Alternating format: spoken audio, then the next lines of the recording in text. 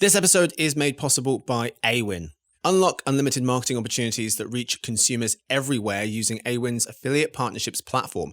Choose which partners best match your marketing objectives, control your costs by defining how you pay, and customize your affiliate marketing program using Awin's tech to mirror your unique goals, whatever they may be. Visit awin.com/emarketer to learn more and get started today.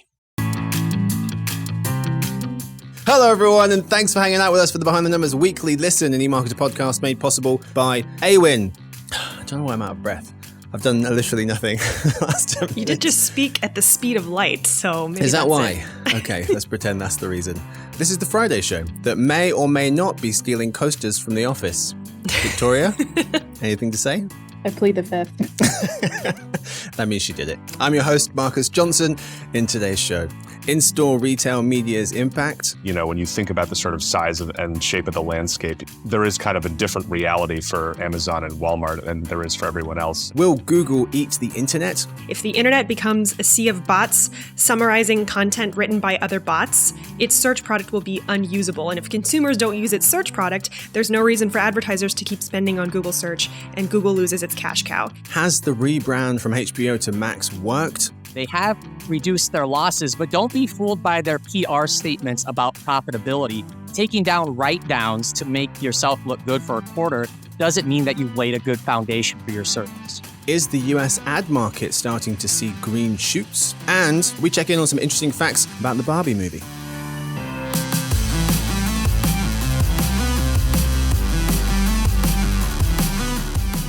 Join me for this episode. We have three people. Let's meet them. They are all senior analysts and all on digital advertising and media team. We start with Evelyn Mitchell-Wolf, based out of Virginia.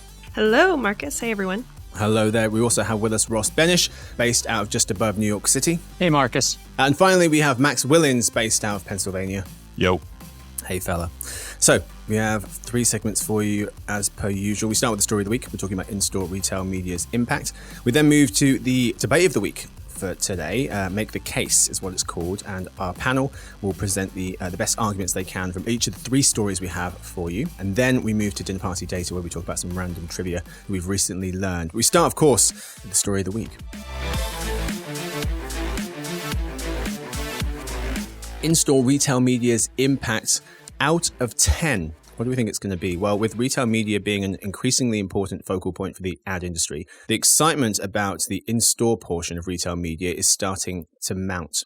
In-store retail media being signage displays that you would see walking around a retailer's store, ads, if you will. So Insider Intelligence Retail Briefing's analyst Rachel Wolf recently wrote about a few investments that major retailers are making in this in-store retail media space. So Canadian grocer Loblaw is adding digital screens to over 500 stores so brands can target shoppers. Vibenomics and Stingray Advertising are combining their networks to offer in-store audio ads across 25,000 grocery, convenience, home improvement and drugstores. Macy's is also now serving contextually targeted ads to in-store shoppers, and advertisers can already buy placements on 170,000 digital screens across Walmart's nearly 5,000 US stores. But folks, Rachel writes that in-store retail media is rapidly becoming retailers' next area of focus as they look to turn their one major advantage over Amazon, their in-store audiences, into an opportunity to grow ad sales. Max, I'll start with you. What do you think in-store retail media's impact will be / is out of 10? I think I'm going to, at the moment, just go for 2. It's obviously an area of immense interest for retailers because, as you point out, a lot of them have been trying to figure out how to wring more value out of their brick and mortar footprints. But if you look at our forecast, the in-store's share of overall retail media ad spending is going to remain quite low. And I think also this is a little harder to sort of prove with data that exists right now. But I think that retailers are going to have to be really, really careful about entering this foray. I mean, I don't know how many people walk around in a grocery store or a mall or a department store and go, you know, this place needs more ads. I need more of that. I would like a display ad in my face while I am trying to pick out avocados. My ears are uncrammed with ads. This is unacceptable. So and that's something they're going to have to think very deliberately and very carefully about, because one of the reasons that these brick and mortar footprints are such a problem for retailers is because people have stopped going into them. And if they turn the experience of going into them even more unpleasant, it's going to hasten a decline of in-store traffic that I think should be of an immense concern to them. Mm-hmm. Yeah, I fully agree on that kind of slippery slope issue that in-store retail media presents.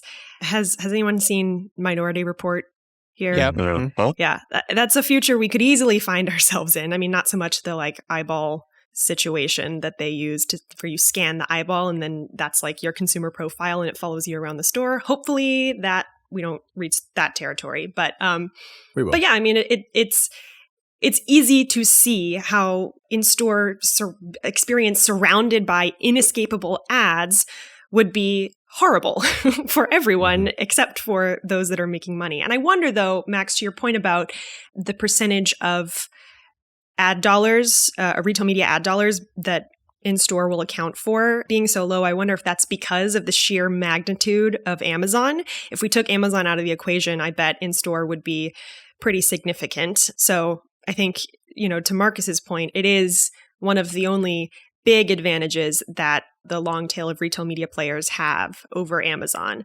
So it's definitely worthy of a focus to try and kind of grow the pie in the favor of Amazon's competitors. It's a good point. But I would also say, too, that the flip of that is that you then have to worry about misalignment, because you think about something like a Stingray or Vibenomics or something like a CitrusAd, and a lot of the long tail retailers that are hoping to generate some extra coin via retail media are going to have to rely on aggregators.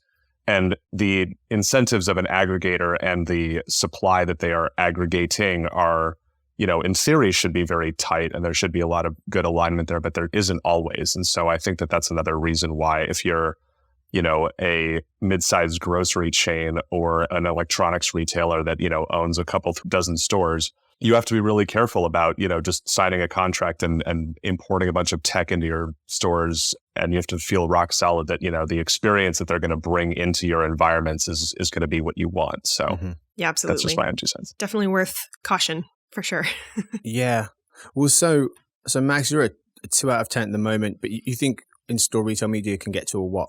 It's a great question. I mean, I think Evelyn's point is absolutely fair that, when you think about the sort of size and shape of the landscape, there is kind of a different reality for Amazon and Walmart than there is for everyone else. So I guess it could get to a 4, but I think that this is principally a digitally driven channel. So, even with the growth, it's never going to be more than 4, I would think. Evelyn, you said, where do you think it is today and where can it get to? Yeah, I forgot to answer that part of your question.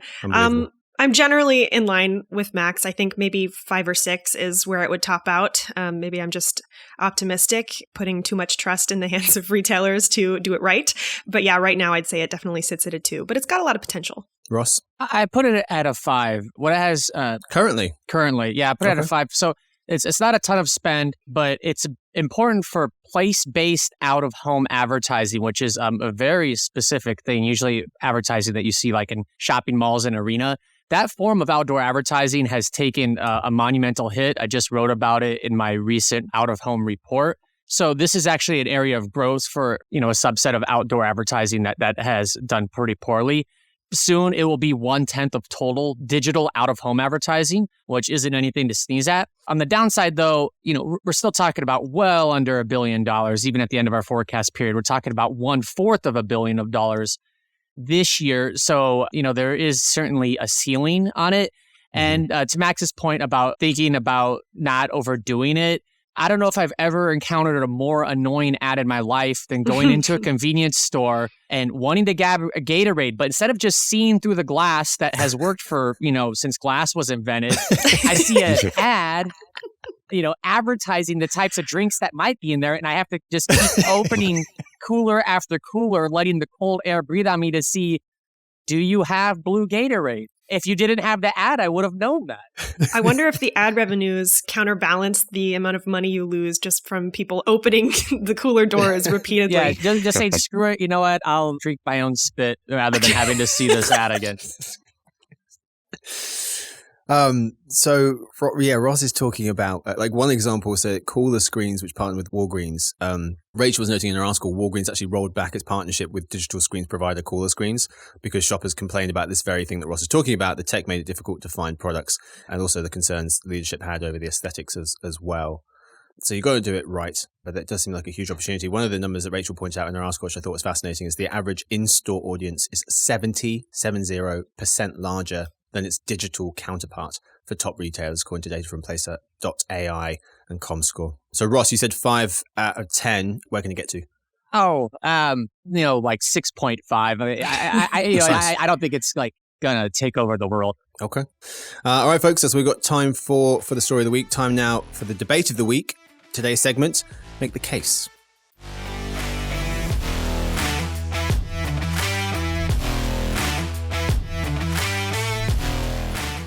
Where our panel, Evelyn, Max and Ross, present the for and against arguments for each of the following questions based on 3 news stories. 2 contestants face off per question. Also, the following takes don't necessarily reflect the analysts' personal views. Their job is to just present the best case regardless and offer objective analysis. It's true.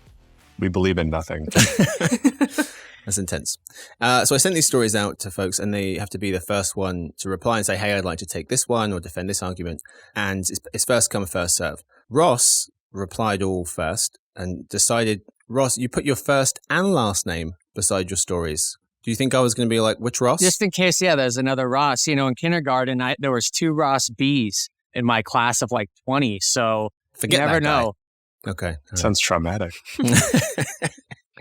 All right, folks, let's crack on with the debate. Question 1, Max against Evelyn. We're talking about whether Google could eat the internet. Justin Pott of The Atlantic writes that Google search is pivoting to generative AI, starting with an experimental tool in public beta called Search Generative Experience. He explains that instead of sending you off to other corners of the web, more search results appear within Google. Like ChatGPT, it pulls information from various sites, rewords it, and puts it on top of your search results, pushing down the links. Some searches will give you a normal list of links, but when the results are right at the top, there's often no point in ever leaving Google. Mr. Pott says this could be disastrous for the rest of the internet since it relies on Google to send billions of visits to sites across the web every day. But the question is, will Google eat the internet? Max is presenting the case of Google will eat the internet. Make the case.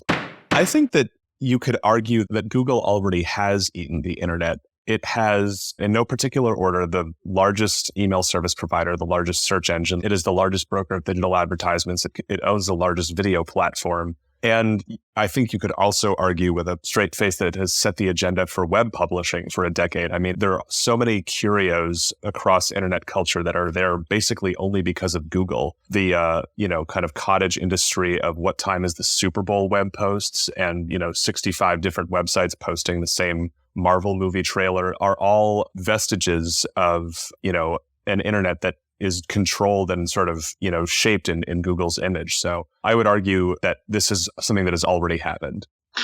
Boing. Max, no, that's it. Evelyn, Google won't eat the internet. Make the case. So my argument is made by the last paragraph in this article. Tech critic Cory Doctorow said, when you've got a 90% market share, you cannot increase your bottom line by improving your product by definition. And if you can't grow by making the pie bigger, you grow by extracting more from it. And Pott ends the article with, this is a way for Google to strip mine the web, but strip mines, by their very nature, aren't sustainable. And this is all true. And AI arms race or not, it is not in Google's best interest to reduce the amount of high-quality human-generated content out there. If the internet becomes a sea of bots summarizing content written by other bots, its search product will be unusable. And if consumers don't use its search product, there's no reason for advertisers to keep spending on Google search, and Google loses its cash cow.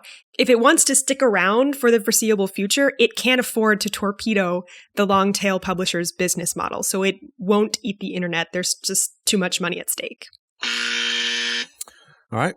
Very nice, folks. Let's move to question 2. Max versus Ross. Has the rebrand from HBO to Max worked? Parent company Warner Brothers Discovery faces streaming growing pains in Q2, notes Insider Intelligence's Senior Director of Briefings, Jeremy Goldman. He notes that Warner Brothers Discovery, WBD, including Max and Discovery Plus, which it owns, lost close to 2 million subscribers in the quarter, reducing the total count from 98 million to 96. That's the first subscriber decline since Max's launch. But the question is, has the rebrand from HBO to Max worked? Max is going to be arguing the rebrand from HBO to Max has worked. Make the case.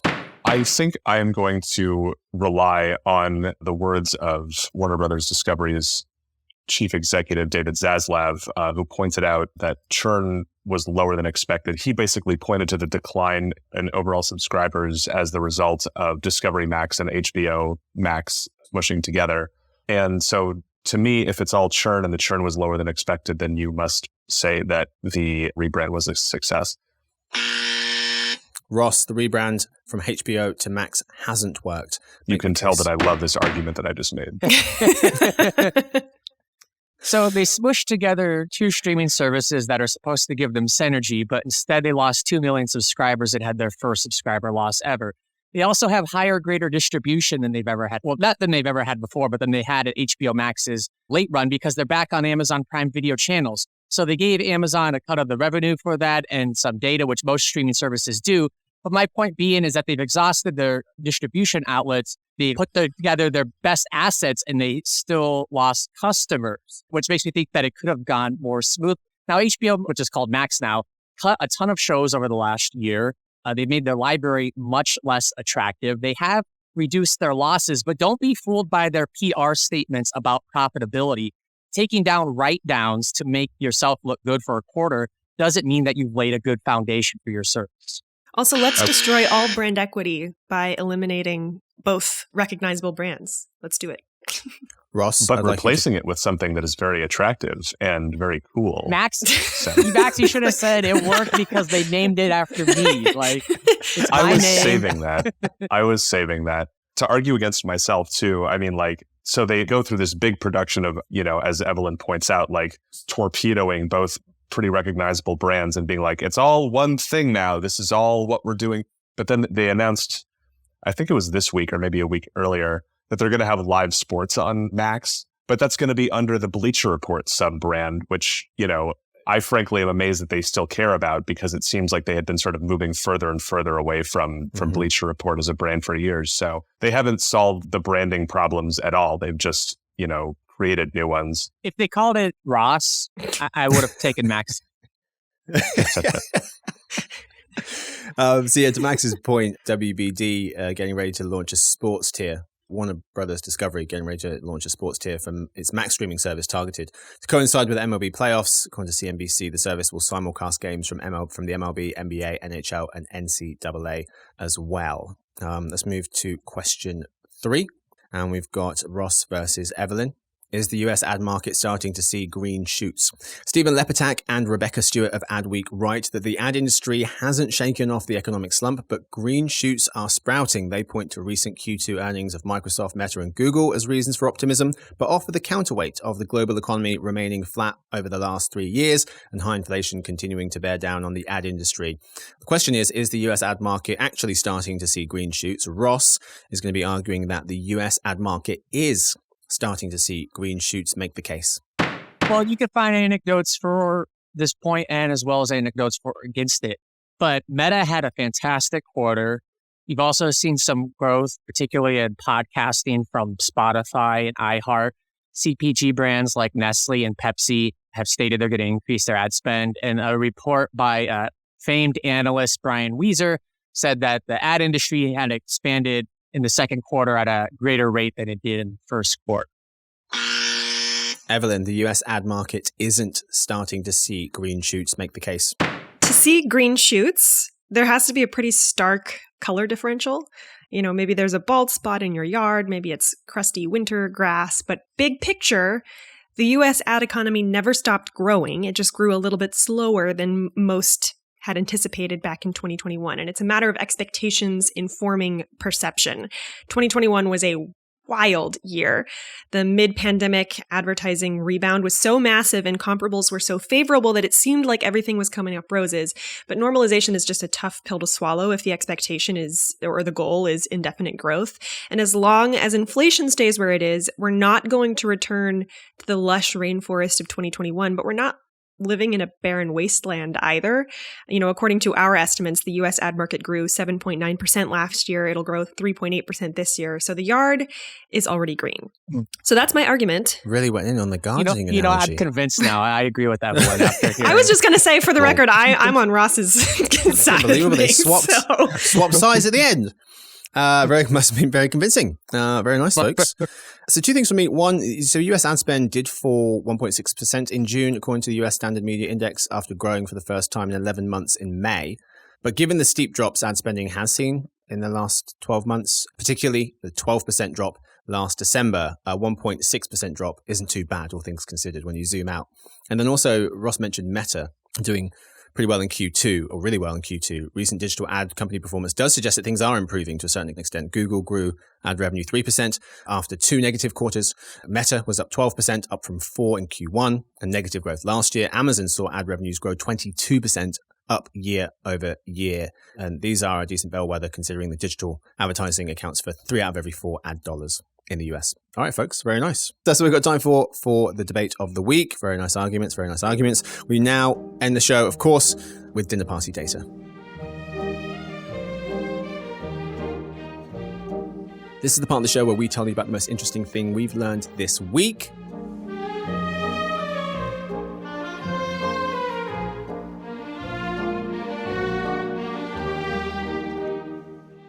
And let's start with Ross. Okay, so I got some data from the American Kennel Club and dog breeds, and in 2022, Victoria is so excited. Good to have someone else excited about this. Me too. So the top breed was the French Bulldog, and rounding out the top 5 was the Labrador Retriever, Golden Retriever, German Shepherd, and Poodle.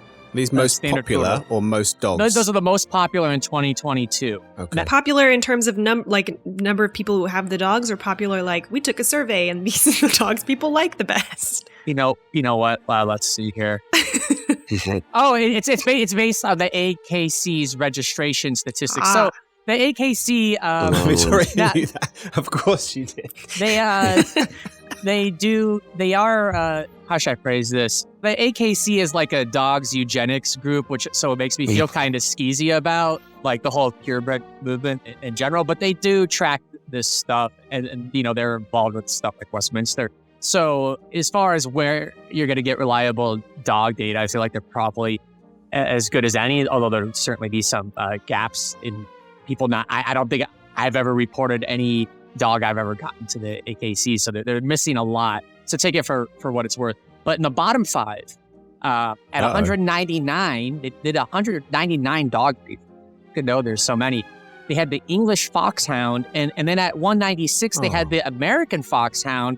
And I was kind of bummed by this because I think my big guy Cooper here, he's probably a mutt of various things, but he looks like a foxhound. And I didn't realize he was, such an unpopular breed. So I guess like if I was into like being like a hipster dog owner, I could be like, I got like a foxhound, like no one else has a foxhound. But I wondered why you asked him to leave the room before we did this show. Well, now I brought him back, so he could be here and hear this. And I just got to say that I think more people should have Coopers. They should be higher up on the list. Favorite breeds, real quick. Let's go around the horn. Victoria? I'm partial to poodles. Yeah. Yes, Chester. Evelyn? This is impossible. Actually, I agree with Evelyn. I take my answer back. I just own super hard. Yeah, okay, all of them. I own a pit bull. Love her to death. She's the sweetest thing on the planet. And I also grew up with golden retrievers and black labs. So, I just love dogs. Dogs are the best. Max? Yeah, I can't pick one, but I had a basset hound growing up, and I loved him so much. Yeah, I love them all though. Hard to pick just one. Ross? I really love retrievers, even though I have 2 hounds. So I should probably go with the hounds because they're looking at me as... Got to get them out of the room before you start saying these things. Jesus, Ross. Yeah, they might start yelling. The answer we were looking for is Labradoodles. That's the answer we were looking for. Let's move to Evelyn. Okay, so I have another, top list for you. This is the top most searched cereals. This is data from Google that they provided to. Who's searching for cereal? I don't know. All right, just checking. Like in the store or on the internet? No, on Google. Okay. Sure. I've done a lot of things, search for some strange stuff while I'm in an altered state Frosties? that I've never searched for cereal. Sorry, go on, Evelyn. Well, this data is from Google. They provided it to Food and Wine. And so the Food and Wine kind of framed it as the most popular cereals, but I don't think that, to your point, Marcus, who searches for cereals? Does that actually mean Max, that they're popular? I just said I don't.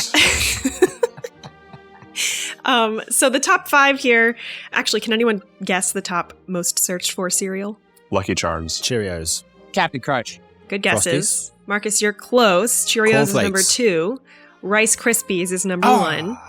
An interesting tidbit also is that Rice Krispies was the number 1 most searched for cereal in every single state in the United States, which, the kind of idea that Food and Wine came up with that explains that is that people are searching for Rice Krispie treats recipes, perhaps. But the top 5 are kind of meh.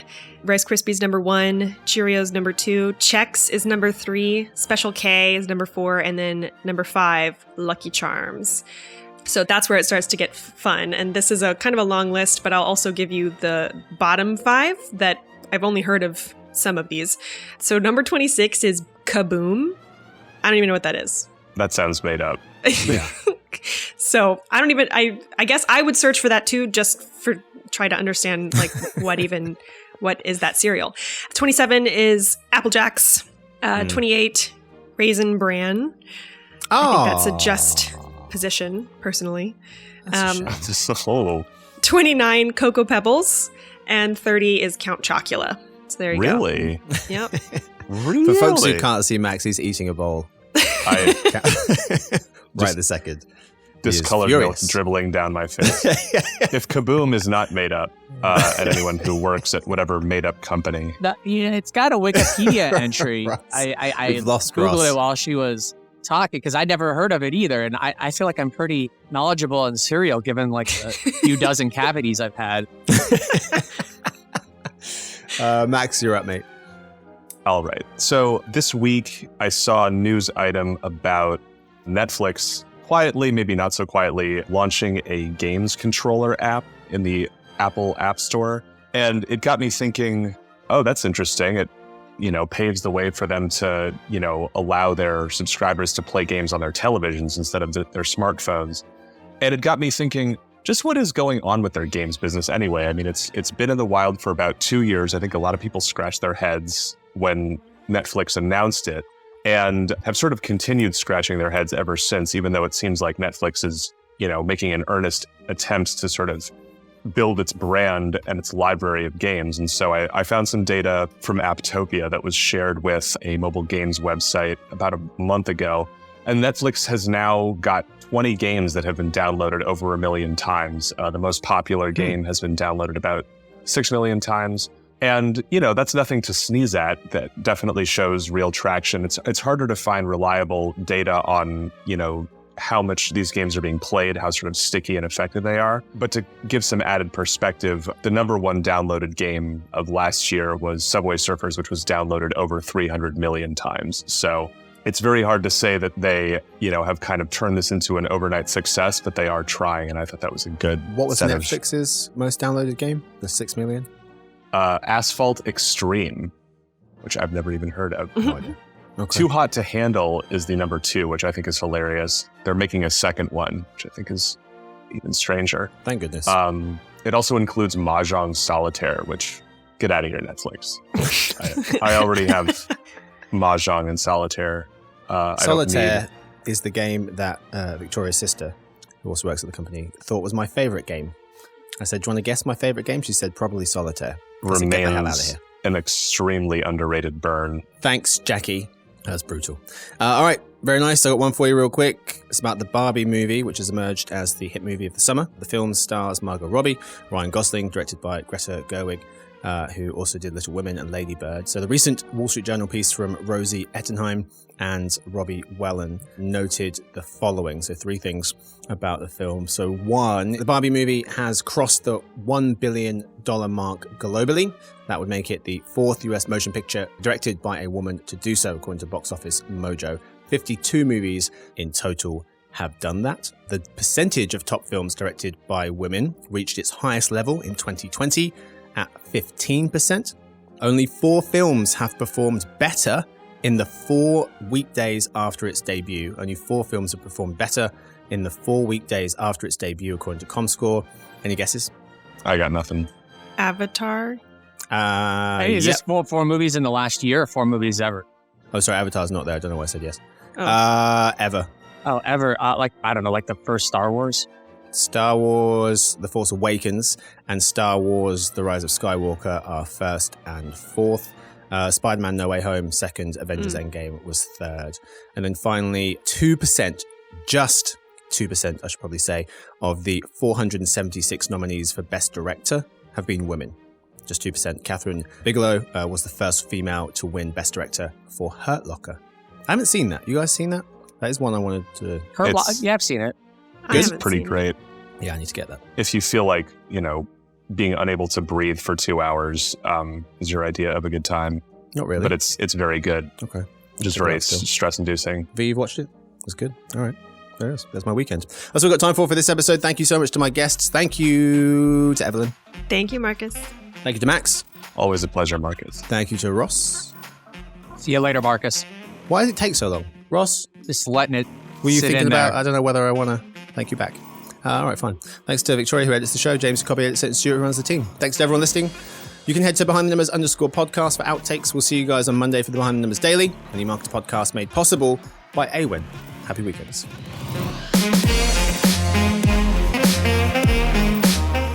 I don't know if I told you this. Movie theater popcorn doesn't have real butter.